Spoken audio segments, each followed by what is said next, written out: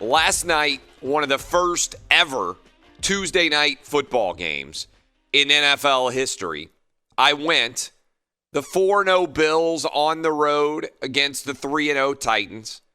Titans had been in the midst of a COVID outbreak for the last 16 days or so.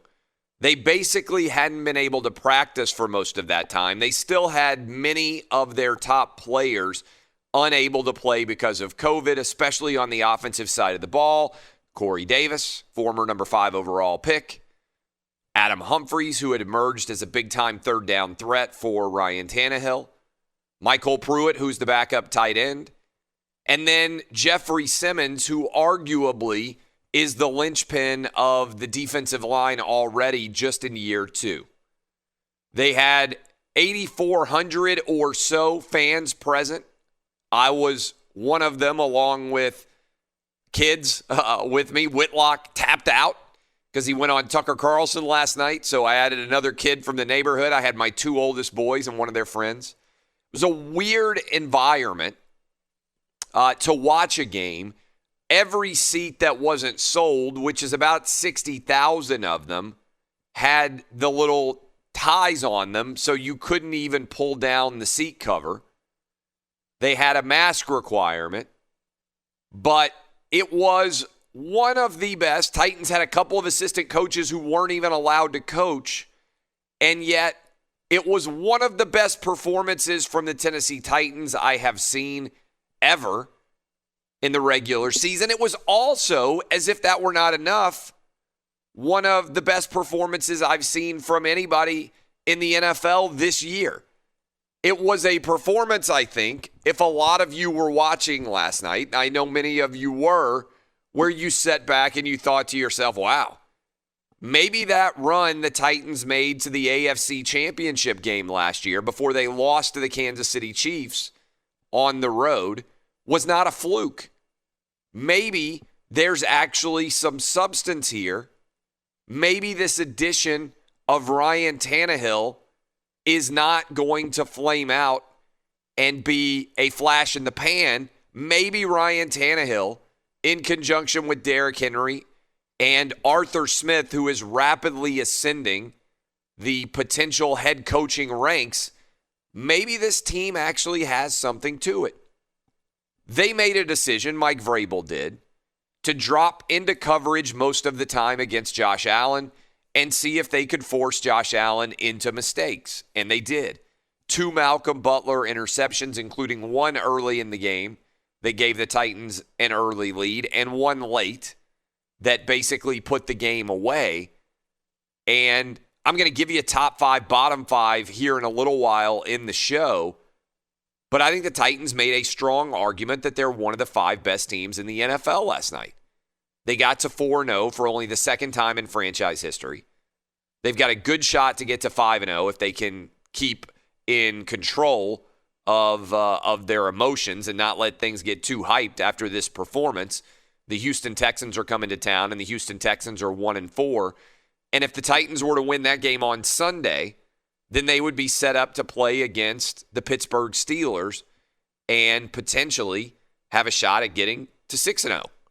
So this is a team that is slowly rounding into shape. And if you consider all of the COVID-related issues that they have had to deal with over the past 16 days and how they played, this was one of those program-defining wins where you sit back and you say, hey, maybe Mike Vrabel is starting to build something pretty special in Nashville. Now, it's only one game. And granted, last year, AFC, they were lucky to make the playoffs. They did win 2 games in a row, went on the road and beat the New England Patriots, went on the road and beat the Baltimore Ravens, and then gave the Chiefs a good run. And after that run, Mike Vrabel said, yeah, we had a good year in the postseason. We got on a little bit of a hot streak, but we've got to have some of these playoff games at home in the future. And right now, crazily, after 5 weeks, Tennessee Titans would be your overall number 1 seed in the AFC. They would have the tiebreak over the Pittsburgh Steelers. They're the only 2 teams that are undefeated left in the AFC. So we've got a couple of audio highlights for you from last night's game. and I want to play those. I believe we have got in the third quarter Malcolm Butler picking Josh Allen for the second time. It was a remarkable interception return after he picked off Josh Allen. Here is what it sounded like on the Titans radio network. Allen firing downfield, intercepted Butler at the 20, Butler 30. He's back to the 40, 45-50, 45-40, 35-30, cut back 25-20, 15, and Allen finally tackles him inside the 15. The Butler did it! The Butler did it. Very well done by Mike Keith, the voice of the Titans. Now, I think Malcolm Butler on that play was just tired and looking for somewhere to get tackled. I think he was glad that Josh Allen had him after all the yards that he had run. That set up the go-ahead touchdown. Not the go-ahead touchdown. The touchdown effectively put the game away. And in addition to that, we have the final call also from the Titans radio network. This is what it sounded like. Very few people thought this could happen tonight on Tuesday Night Football, but it happened. Final score, Tennessee 42, Buffalo 16, as the Titans, after 16 days off, get it done.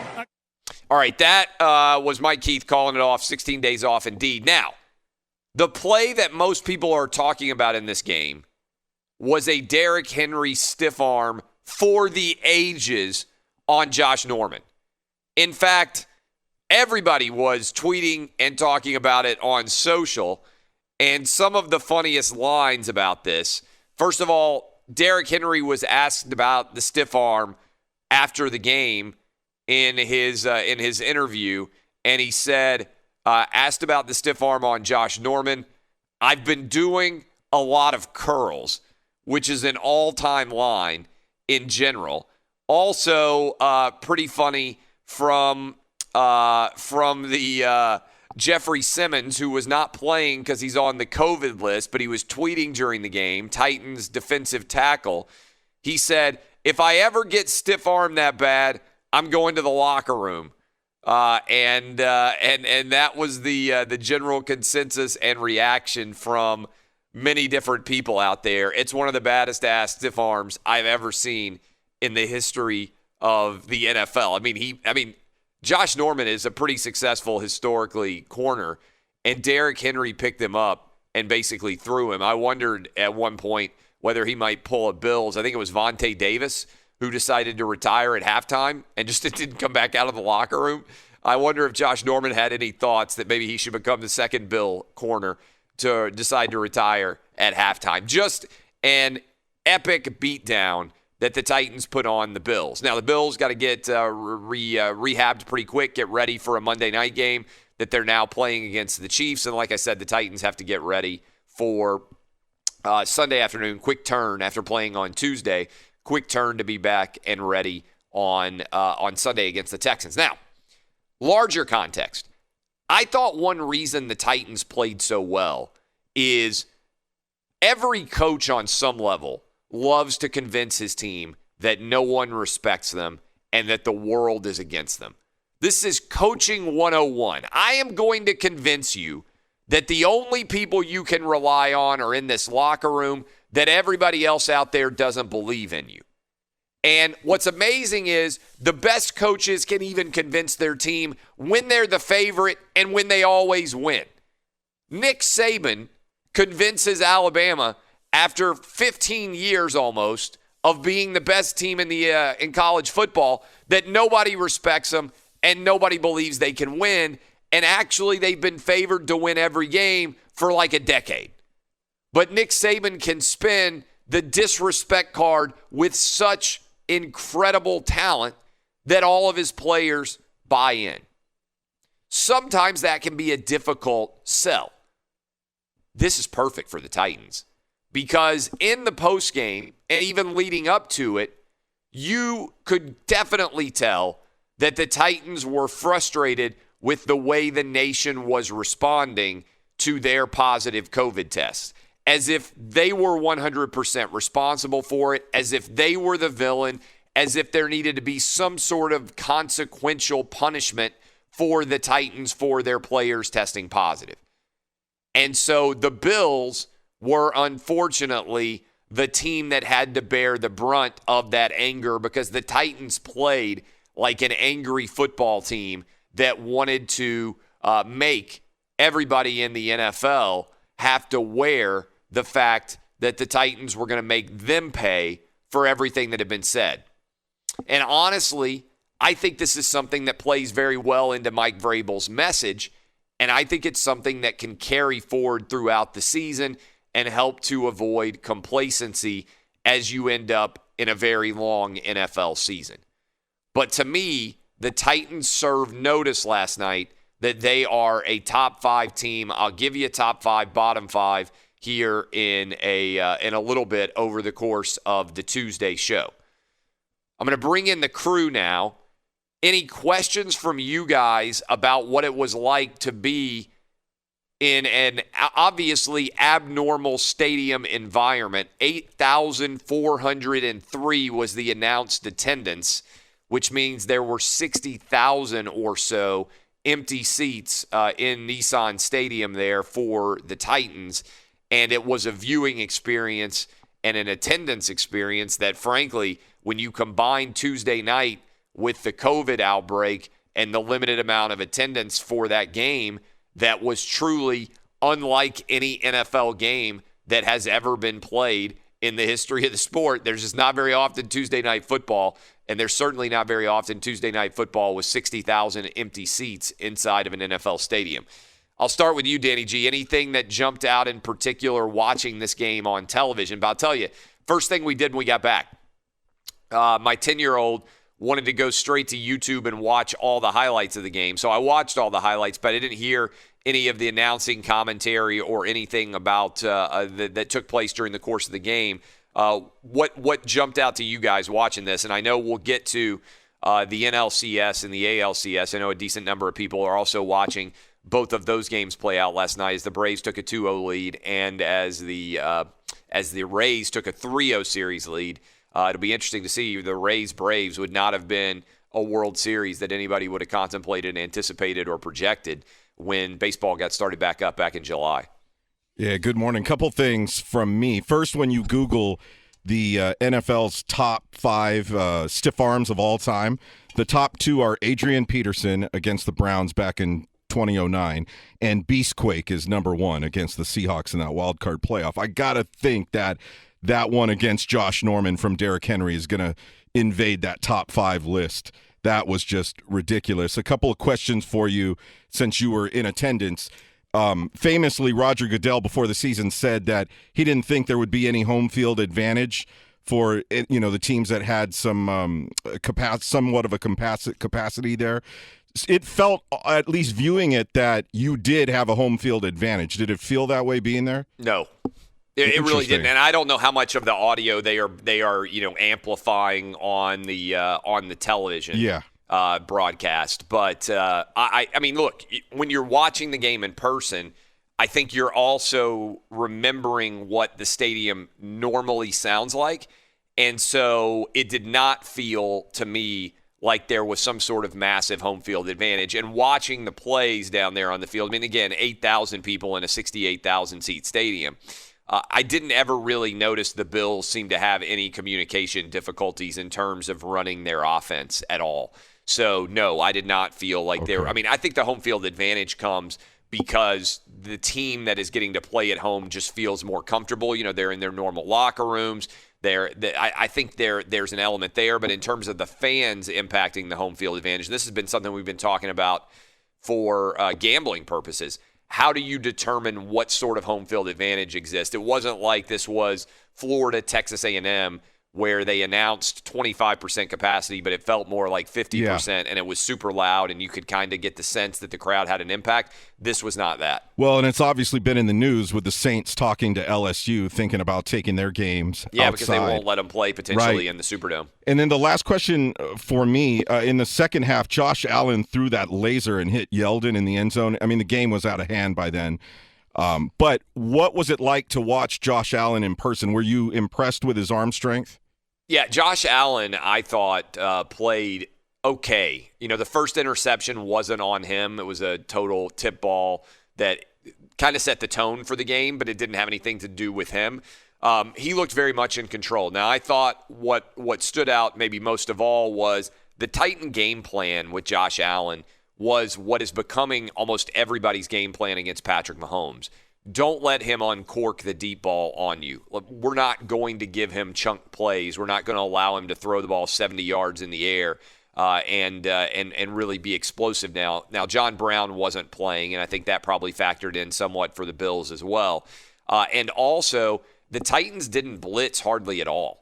And I don't know, again, it's not like I've watched the game film or anything, but watching it live, it did not seem like the Titans were blitzing hardly at all.